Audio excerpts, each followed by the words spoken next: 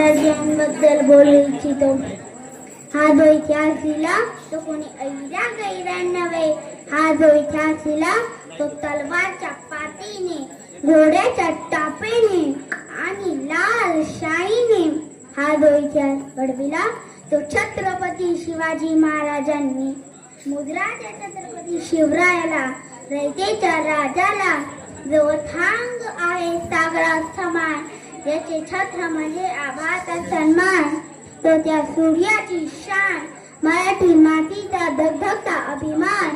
काळीच आहे सह्याद्री, त्याला शंभूचा अभिमान.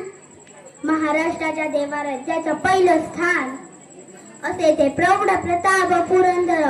क्षत्रिय कुलावतांस, सिंहासनाधीश्वर, महाराजाधिराज, योगीराज, श्री श्री श्रीमंत श्री छत्रपती शिवाजी महाराज की.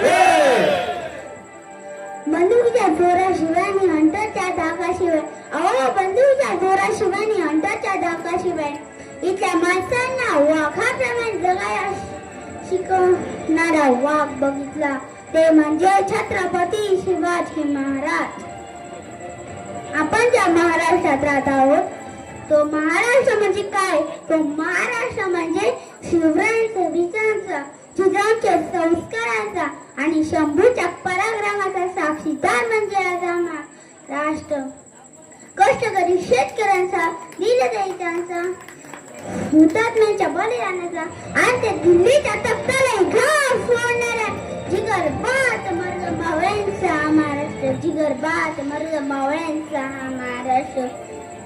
अशा या महाराष्ट्राच्या मातीत 19 फेब्रुवारी 1630 रोजी एका रत्नाचा जन्म झाला ते म्हणजे छत्रपती शिवाजी महाराज. छत्रपती शिवाजी महाराजांनी वस्तू वापरली आणि माणसं जपली. आपण तर वस्तू जपतो, माणसं वापरतो. शिवाजी महाराजांनी आपल्या दूरदर्शनी इतिहासावर सुवर्णाक्षरांनी इतिहास लिहिला. यातली एक गोष्ट मला तुम्हाला सांगावीशी वाटते. एकदा शिवाजी महाराज कर्नाटक मोहिमेवरून महाराष्ट्रात परत येत असताना तिथे एक बेलवाडी नावाचं एक गाव होतं. त्या गावात एक छोटासा किल्ला होता. त्याची ठाणेदारी मल्लम्मा देसाई होती. दादोजींना वाटलं की जाता जाता हा किल्ला घेऊन जावा. दादोजींनी थोडे सैन्य केले आणि त्या मल्लम्मावर चाल करून गेले. मल्लम्मा ही जिज्जीची चिकाटीची ठाणेदारी नव्हती. त्यांच्या समोर मावळ्यांचा पराभव झाला. दादोजींना वाटलं की एका स्त्रीच्या हातून मावळ्यांचा पराभव होणे शक्य नाही. म्हणून दादोजींनी अजून सैन्य केले आणि त्या मल्लम्मावर तुटून पडले. आता तर मल्लम्माचा पराभव झाला. दादोजींना वाटलं की मल्लम्माला कैद करावं आणि छत्रपती शिवाजी महाराज समोर उभं करावं. मल्लम्माला कैद करताना मल्लम्मा आत गेली, आपल्या बाळाला घेऊन बाहेर आली.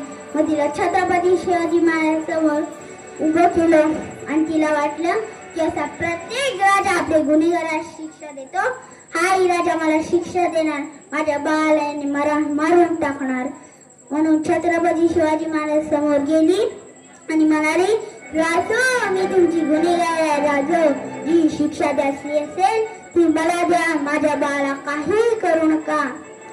मग छत्रपती शिवाजी महाराज स्वीकार केला. चिटणीसाला इशारा केला. चिटणीस आत गेला आणि दुधाची वाटी घेऊन बाहेर आला.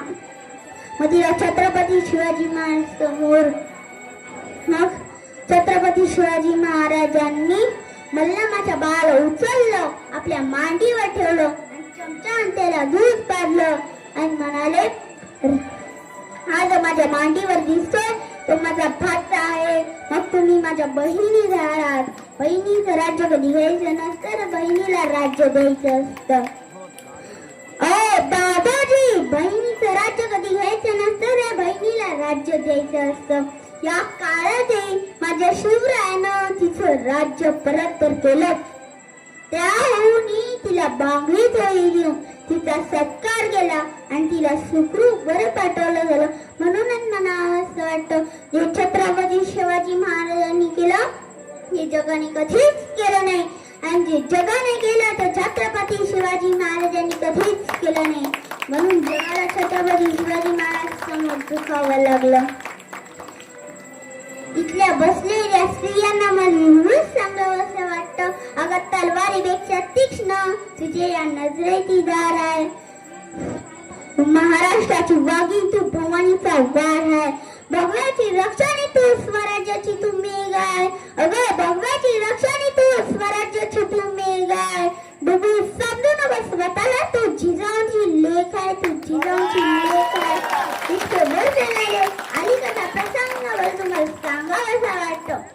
इथलेच 5-10 वर्षापूर्वी इटलीचे पंतप्रधान भारत दौऱ्यावर आले होते. काही लोकांनी त्यांना प्रश्न विचारला की तुम्हाला सोन्याचं प्रतीक असलेलं गोल्डन टेम्पल पाहायचंय, त्या प्रेमाचं प्रतीक असलेलं ताजमहल पाहायचंय.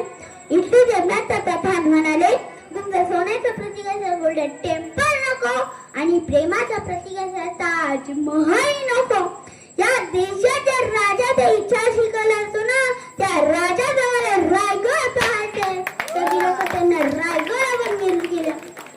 म्हणूनच मला असं वाटतं जगाच्या पाठीवर तुम्ही कुठेही गेलात आणि तुम्हाला कोणी विचारलं की तुम्ही कुठून आहात, त्यांना अभिमान सांगा. ज्याने मरणाला लाजवलं आणि ज्याने आलेल्या मरणाला जरा शिकवलं. छत्रपती शिवाजी आणि छत्रपती संभाजी महाराज त्या भूमीमधून आलो आहोत. ज्या मातीत जन्मलो त्या मातीचा रंग सावळा आहे. ओ ज्या मातीत जन्मलो त्या मातीचा रंग सावळा आहे. साठी ठोकून सांगतो मी शिवरायांचा मावळा आहे, मी शिवरायांचा मावळा आहे. त्यातच मला एवढंच सांगायला असं वाटतं. देवाकडे फूल मागितलं तर देवाने अख्खी बागच दिली. देवाकडे पिण्यासाठी पाणी मागितलं तर देवाने अख्खा समुद्र दिला. देवाकडे घर मागितलं तर देवाने अख्खा राजवाड्यात दिला. देवाकडेच देव मागितलं तर छत्रपती शिवाजी महाराजांसारखा देव माणूस गेला. जय भवानी, जय शिवाजी हर हर महादेव. धन्यवाद.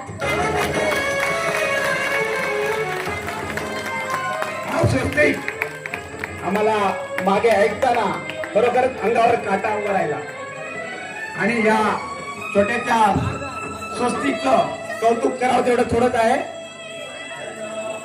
आणि छत्रपती शिवाजी महाराज म्हटल्याबरोबर